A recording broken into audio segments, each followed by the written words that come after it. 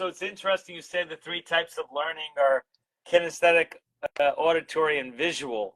And that dovetails really well with the 3-2-1 method I created a few years ago, which was inspired by Tim Gallway's book, The Inner Game of Tennis, and Sean Brawley, who is one of the world's first inner game coaches.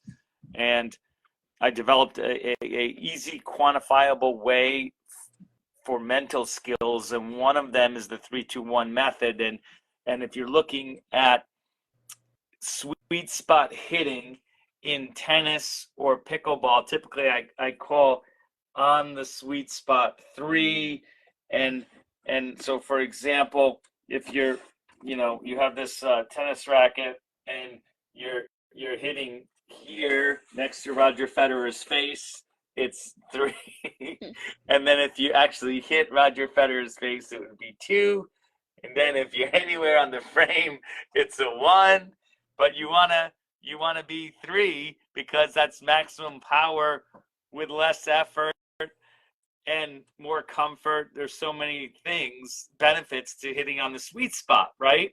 Well, how do you hit on the sweet spot? So a lot of people try to see it, but the ball is happening too fast. So visual awareness you use the least, but you use kinesthetic awareness as your number 1 and auditory awareness your number 2 to know whether or not you're hitting on the sweet spot.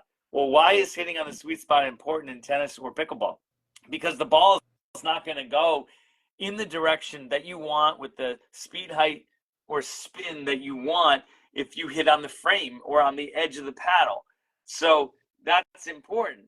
And you need to figure that out while the match is going. You can't wait until the match or game or contest is over and then say, oh, I wasn't hitting the sweet spot today. You got to use those cues to then make adjustments.